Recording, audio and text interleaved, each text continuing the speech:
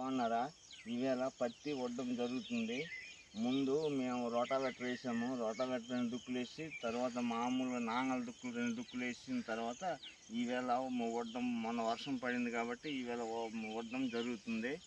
ఇదేంటంటే ఈ పత్తి కొంతమంది పత్తి తోలుతారు. మరి మాకు పశువులు ఎట్లయినందున మేము ఈ తాడుతోటే ఉడుస్తాం ప్రతి సంవత్సరంని. ఈ తాడుతోటి ఎలాగంటే ఇది మూర వెళ్తే రెండు మూలు అనమాట. అంటే ఈ మూరతోటి